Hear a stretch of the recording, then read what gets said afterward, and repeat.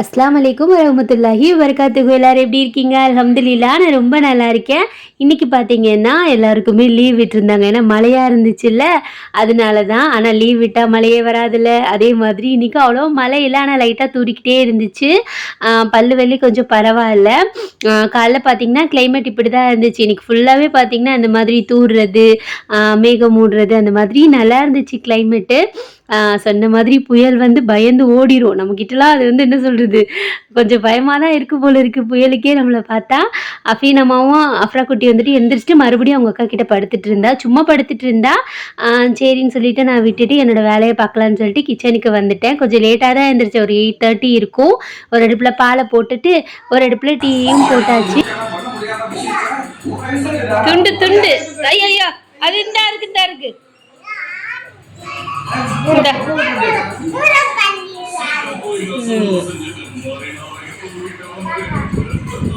அதை ஓட்டி விட மாட்டுற பாவம்.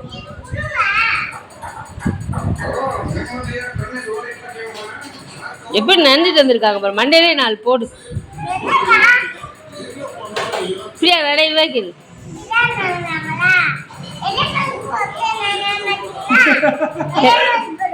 ஹெல்மெட் போட மாட்டீங்களோ?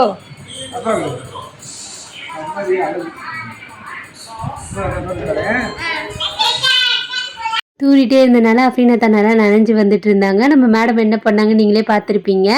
இது வந்துட்டு நான் அஃப்ரா குட்டிக்கும் அஃப்ரீனாமாவுக்கும் சேர்த்து வைக்கிற சேவிங்ஸு. அந்த அந்த என்ன சொல்கிறது, இந்த பாஸ்புக் வந்துட்டு அஃப்ரீனா பைக்லேயே இருந்துச்சா, அதை கேட்டு வாங்கிக்கிட்டேன். காலையிலேயே அஃப்ரா குட்டி கொஞ்சம் வயிறு வலிக்குதுன்னு சொன்னா, அதனால் அவளுக்கு ஜீரக தண்ணி போட்டு கொடுத்துட்டேன். அவங்க அக்கா இப்பி மேகி செஞ்சு கேட்டாளா, எனக்கும் வேணும்னு சொல்லிட்டு ஒரே அடம் பிடிச்சி அவளுக்கு செஞ்சு கொடுத்தா தான் தருவேன்லாம் சொல்லிக்கிட்டு இருந்தாங்க. அந்த மாதிரி பண்ணிக்கிட்டு இருந்தா இருக்கு.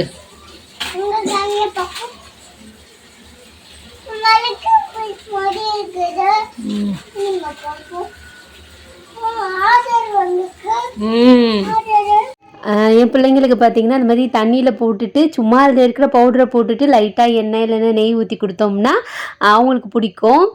தண்ணியிலேயே எண்ணெயும் நெய்யும் ஊற்றிக்கிடுவேன் லைட்டாக சும்மா பேருக்கு, இல்லைன்னா பட்டர் போட்டுக்கிடுவேன். அந்த மாதிரி செஞ்சு கொடுத்தா பிடிக்கும். அதே மாதிரி தான் வந்துட்டு ரெடி பண்ணிக்கிட்டு இருந்தேன்.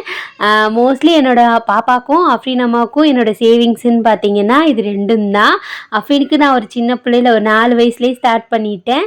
அஃப்ரா குட்டிக்கு இப்போ தான் ஸ்டார்ட் பண்ணியிருக்கேன். அது 1 இயர் முடிஞ்சதுக்கப்புறமா தான் அந்த அந்த என்ன சொல்கிறது அந்த ஸ்கீம் வந்துட்டு ஸ்டார்ட் பண்ண முடியும். நம்மளால் வேறு எப்படியுமே சேவ் பண்ண முடியாது. அதனால தான் இந்த மாதிரி நான் சேவ் பண்ணிக்கிட்டு இருக்கேன். பாப்பா வந்துட்டு அவளுக்கு செஞ்சு கொடுக்கணும்னு சொல்லிட்டு என்னென்னமோ ஐஸ் வச்சுக்கிட்டு இருந்தான்னு நினைக்கிறீங்க. இப்போ நான் வாய்ஸ் ஓவர் கொடுக்கும்போதே தெரியும் பின்னாடி அவள் வாய்ஸ் ஓவர் தான் பெருசாக கேட்கும். அந்த மாதிரி தான் ஒரே அலப்பறை பண்ணிக்கிட்டு இருப்பா நம்ம அஃப்ரா குட்டி. 2 குட்டீஸ்க்கு கொஞ்சம் கொஞ்சம் கொடுத்தேன். அஃப்ரா குட்டி சாப்பிடல, சும்மா விளையாண்டுட்டு அப்படியே வச்சுட்டா. நான் பிரேக்ஃபாஸ்ட்டுக்கு பார்த்தீங்கன்னா டீயும் பிஸ்கெட்டு குடிச்சு முடிச்சிட்டேன். அவ்வளோதான். பிஸ்கெட் சாப்பிட்டோடனே வயிறு ஃபுல்லாகிருச்சு. சரி மத்தியானம் சீக்கிரமே சமைச்சு சாப்பிட்டுக்கலான்னு சொல்லிட்டு சமைக்க வந்துட்டேன். சிக்கன் வாங்கினது இருந்துச்சு, அதில் கொஞ்சமாக எடுத்து பிரியாணிக்கு வச்சுக்கிட்டு இன்றைக்கி இஃபா சிக்கன் இருக்கும்ல, ட்ரெண்டிங்காக போயிட்டுருக்குல்ல, அதுதான் நம்ம வீட்டில் செய்ய போகிறேன். இங்கிட்டு வாஷிங் மிஷினில் துணியை போட்டுடலான்னு சொல்லிட்டு வாஷிங் மிஷினில் துணியையும் போட்டுட்டு இங்கிட்டு பார்த்தீங்கன்னா வீடியோ நீட் பண்ணி வச்சுக்கிட்டு இருந்தேன்னு நினைக்கிறேன். அது தெரியல, ஒரு நாளாலே மறந்துடுது, ஞாபகம் மறதி ஆயிடுச்சுன்னு நினைக்கிறேன். கொஞ்சம் கொஞ்சம் திங்ஸ் எல்லாம் இல்லை, அதை ஆர்டர் போட்டிருக்கேன், வரணும். அதுக்குள்ளே அரிசியெல்லாம் களைஞ்சிட்டு ஊற வைக்கலாம். இந்த இஃபா சிக்கன் பார்த்தீங்கன்னா ரொம்பவே டேஸ்டியாக இருந்துச்சு. ஈவினிங் ஸ்நாக்ஸ் அந்த மாதிரி ட்ரை பண்ணி கொடுங்க, ரொம்ப நல்லா இருந்துச்சு. நான் சிம்பிளாக தான் செஞ்சேன், ஆனால் கொஞ்சம் அதில் சேர்க்குற இன்க்ரீடியன்ஸ் மட்டும் கொஞ்சம் காஸ்ட்லியாக இருந்துச்சு. ஆசைக்கு செஞ்சுக்கலாம். இங்கிட்டு பார்த்தீங்கன்னா திடீர்னு பாசமலர் அவங்க அக்காவுக்கு ஹெல்ப் பண்ணிக்கிட்டு இருந்தா. அப்படியே நான் சைலண்ட்டாக அதை வீடியோ எடுத்துக்கிட்டு இருந்தேன். இல்லைன்னு வைங்களேன் அப்படியே மாற்றிடுவா. அதனால தான் என்ன எடுத்துகிட்டு சொன்னாக்கா.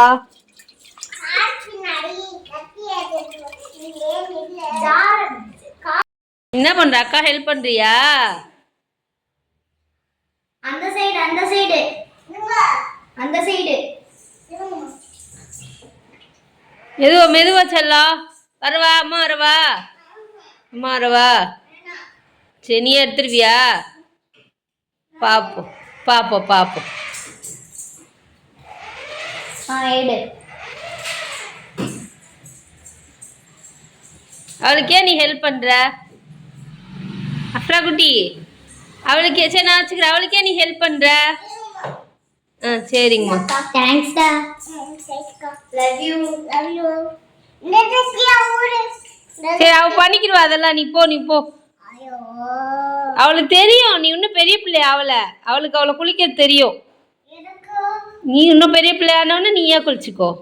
ஓகே, ஓகேதான். Love you. சரிடா, மூஞ்சி தொடர ஈரமா இருக்கு. துண்டேங்கடா. சரி அம்மா ஷால் காருக்குள்ள இருக்கு பாரு, காருக்குள்ள.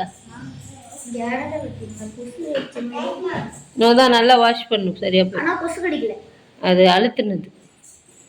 கடிச்சிட்டி அடைச்சலாம். வெரி குட்ரா. மழை பெய்யுது, எங்கேயும் போகாதடா. புயல் வந்திருக்கான், தூக்கிட்டு போயிடும். உங்க அத்தாவை தூக்கிட்டு போயிடுச்சு. போச்சா? எங்க போயிருக்காங்க? ஆர்டர் பிடிக்க போயிருக்காங்களோ? ஆர்டர் பிடிக்க வாயாடி. நீ வாயாடியாமே எல்லாரும் சொல்றாங்க. அப்படியா? அம்மா அடிச்சேன்னா வேலைக்கு போயிடுவேன். வேலைக்கு போவா, கிளம்புவா. அப்ப சாரி சொல்லு. இனிமே அடிக்க மாட்டேன்னு சொல்லு. அடிக்க மாட்டேன்னு சொல்றீ. இப்ப வேலைக்கு கிளம்புறேன்டி. சரிப்பட்டு வராது, போறேன்டி வேலைக்கு. லவ் யூ சொல்லு. ஹார்ட் காமிக்கவே இல்லை. அம்மா பல்லு வலிக்குது. இங்கேதான் ரத்தம் வந்துச்சு. நீ பார்த்த இல்ல எப்படி ரத்தம் வந்துச்சு? அம்மா பாவம், ப்ரௌன் கலரா இருந்துச்சு. அம்மாடி. சரி தள்ளி வை, வண்டியை தள்ளி வை. வீடை களைச்சு போறதே வேலை. தலைமுல்லையா? சரி விடு, அம்மா தள்ளிக்கிறேன். அவளுக்கு பாசமலர் சீனெல்லாம் முடிச்சுட்டு நமக்கு பசிக்கும்ல, நம்ம குக் பண்ணும்லன்னு சொல்லிட்டு நான் இங்கிட்டு கிச்சனுக்கு வந்துட்டேன். வடிச்சு கொட்டி செய்வோம்ல, அந்த பிரியாணி தான் செய்ய போகிறேன். ரொம்ப நாளாச்சு தண்ணி அலைஞ்சு வச்சே செஞ்சுட்டு இருந்தேன்னா, சரி இன்னைக்கு செய்வோம், வீட்டில் தானே இருக்கோன்னு சொல்லிட்டு செஞ்சுட்டு இருந்தேன். பட்டை அவ்வளோவா நான் போட மாட்டேன் பிரியாணியில். என்னைக்காச்சும் ஒரு நாள் தான் பட்டை போடுவேன். அதுக்கு பதிலாக பிரிஞ்சி இலை கொஞ்சம் எக்ஸ்ட்ரா போட்டுக்கிடுவேன். ஸ்மெல் கொஞ்சம் நல்லாயிருக்கும். வடிச்சு கொட்டுற பிரியாணினால கொஞ்சம் மசாலா கொஞ்சம் அதிகமாக சேர்த்துக்கிட்டேன். ஏன்னா அந்த மசாலாலே தானே வேகணும். அதனால நல்லா கோல்டன் ப்ரௌன் ஆனவனே இஞ்சி பூண்டு பேஸ்ட் போட்டுட்டு எப்பயும் போலதாங்க அதே மாதிரி தான் இந்த பிரியாணியுமே செஞ்சேன். நிறைய பேர் பிரியாணி ரெசிபி போட சொல்கிறீங்க. இன்ஷால்லா நான் ப்ராப்பராக அளவோடு அப்லோட் பண்ண ட்ரை பண்ணுறேன். ஆர்டர் யார் எடுத்துகிட்டு வந்தான்னு நினைக்கிறேன். உங்களுக்கு ஆர்டர் இருந்துச்சு?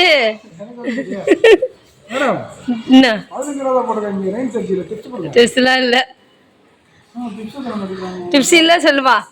என்னடி அடிக்கிற? டிப்ஸ் இல்லை சொல்லிடு. போங்க, வராதிங்க போங்க. இவளை வளர்க்குறதே வேஸ்ட்டுமா. உங்களுக்கா வந்துச்சு வீரா? உண்மையா?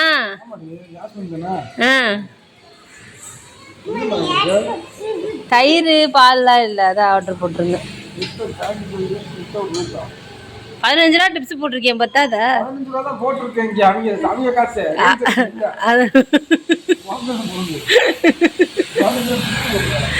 டிப்ஸ் கொடுக்குற அளவுக்கு இல்லைங்க. எங்கள் ஹஸ்பண்டும் உங்களை மாதிரி ஸ்விக்கி தான் ஓட்டுறாங்க. சரி பார்த்து ஓட்டுங்க, மழை பெஞ்சிட்டே இருக்கு. முடிஞ்சிருச்சா? ஏன் நான் சமைக்கல. சரி நான் ஓட்டிட்டேன். சரி நான் சமைச்சிட்டு இருக்கேன். சரி உள்ள போங்க 2 பேரும். மழை பெய்யுது, போங்க உள்ள. அஃபீனை கூட்டு போ.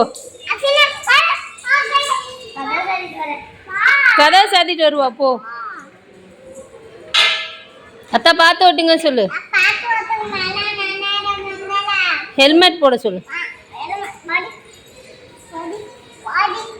வாங்க அக்கா சொல்லு.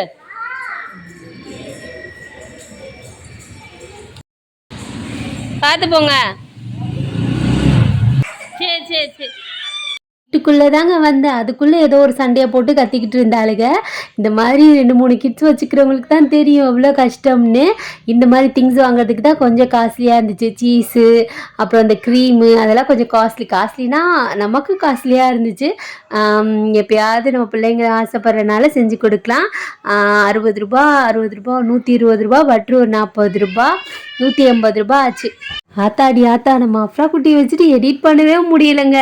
நான் வாய்ஸர் கொடுக்குறேனோ இல்லையோ மேடம் தான் இங்கே பின்னாடி இருந்து கத்திக்கிட்டு இருக்கா. இதுக்கு கதவு ஜன்னல்லாம் மூடி வச்சு பேசிக்கிட்டு இருக்கேன், இருந்தாலும் பின்னாடி சவுண்ட் கேட்குது. கொஞ்சம் அட்ஜஸ்ட் பண்ணிக்கோங்க. இங்கிட்டு பார்த்தீங்கன்னா பிரியாணியை வடித்து கொட்டி தம்மில் போட்டாச்சு. கறிக்கு நான் என்னென்ன போட்டு பெரட்டினேன்னா, நான் ஒரு 2 லெக் பீஸு கொஞ்சம் பெரிய பீஸு அந்த மாதிரி எடுத்துக்கோங்க. ஏன்னா குழந்தைங்களுக்கு வந்துட்டு ஷேர் பண்ணி கொடுக்குறது கொஞ்சம் ஈஸியாக இருக்கும்.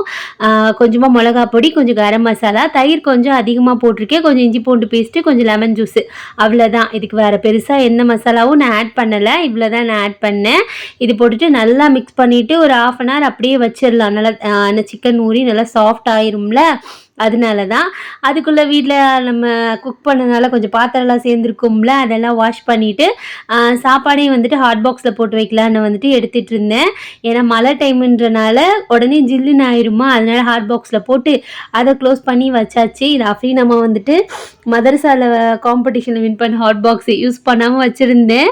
ஆனால் நல்லா ஹீட் தாங்குது. அப்படியே முட்டையும் அவையே போட்டுட்டேன். அந்த மயோனஸ்க்கு பார்த்தீங்கன்னா அந்த சீஸ் மயோனஸ் தான் அது பேர், அவ்வளோவா எனக்கு தெரியல, தப்பாக சொல்லியிருந்தால் மன்னிச்சிக்கோங்க.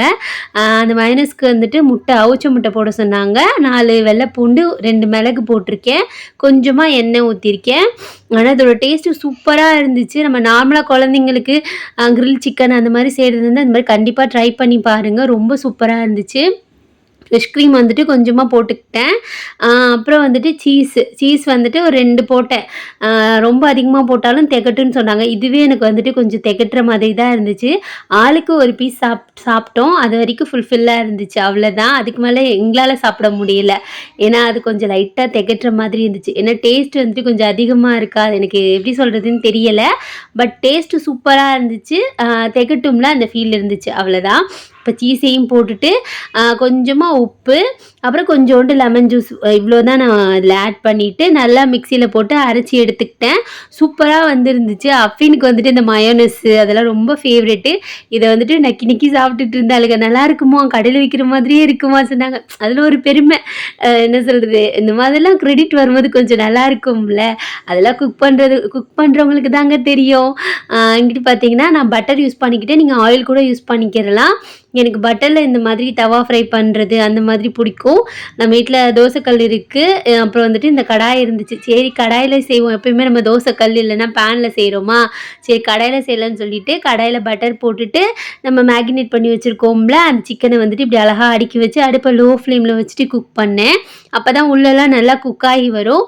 உங்களுக்கு பெரிய பீஸா வேணும்னா நீங்கள் கடையில் வாங்கும்போதே 2 பீஸா கட் பண்ணி வாங்கிக்கோங்க. ஒரு கோழியை 4ஆக கட் பண்ணி வாங்கிக்கிட்டிங்கன்னா கரெக்டாக இருக்கும். நல்லா வேக அப்படியே திருப்பி விட்டுக்கிட்டேன். உங்களுக்கு நல்லா டார்க்காக வேணும்னா அடுப்பை நல்ல ஃப்ளேமில் வச்சு நம்ம இது பண்ணோம்னா லைட்டாக அந்த பிடிச்ச மாதிரி இருக்கும்ல, அந்த மாதிரி இருக்கும்.